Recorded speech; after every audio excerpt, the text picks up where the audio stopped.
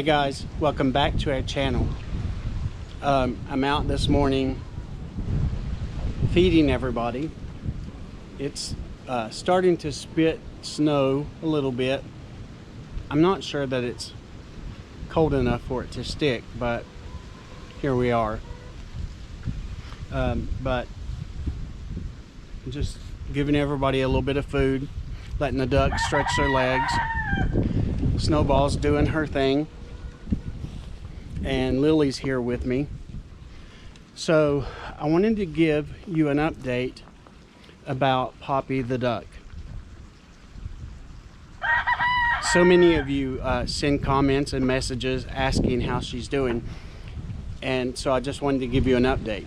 If you're new to the channel, Poppy was one of 6 Peking ducks that we got back in the summer around July, and for the first couple of months everything was fine.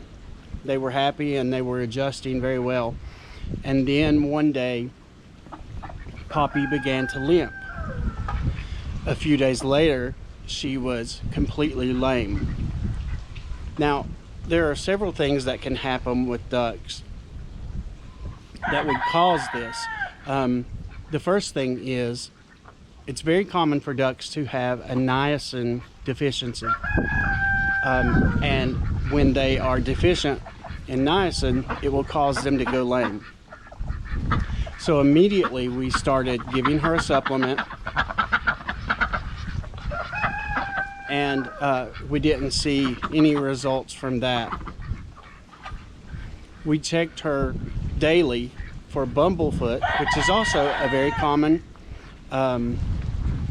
bacterial infection that ducks get and chickens get on the bottom of their feet, and it's very painful and it causes them to limp or just not walk at all.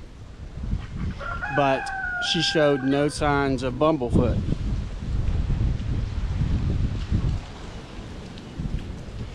Our livestock vet, who is a great doctor, very dependable, but unfortunately he didn't have a lot of experience with poultry, so he was only able to offer limited services. So it was kind of up to us, but we made the commitment to give 100%. And the thing is, she was eating and drinking very well. She could swim really good, and other than not being able to walk around, she seemed very happy and healthy. So we committed to her that we would try to help her to rehabilitate, and that's what we did. So every day we gave her balanced meals. We gave her swim time so that she could hopefully strengthen her legs, and she loved that time. We usually done that in the house because she wasn't able to stand, she wasn't able to dry herself, so it was up to us to dry her completely. And we kind of had a rhythm that we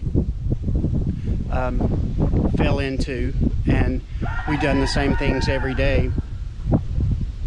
And there were some days when she was doing really well and we thought she would recover, and then there were other days that we weren't so sure. So yesterday morning about 4 a.m. Les got up and was getting ready for work, and like he does every day, he gave her a snack, gave her some water, and he said that she was a little weak and she wasn't super interested in her food, which is not normal for Poppy. Around 6 a.m. I went in to get her, and she was gone. She had passed.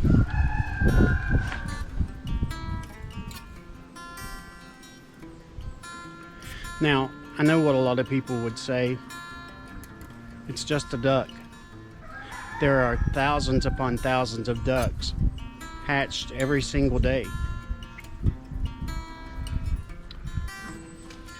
some people would say that we have been a little extra with Poppy,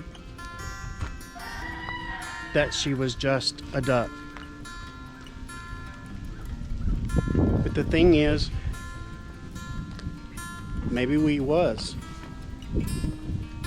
We're extra with all of our animals. You see, Les and I think a lot alike when it comes to animals. And we believe that God creates every living creature with a purpose.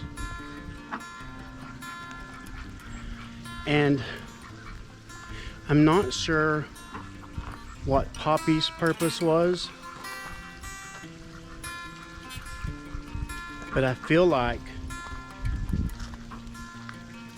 her purpose was to bring us joy, to teach us valuable lessons, that you don't give up on someone or something that you care about.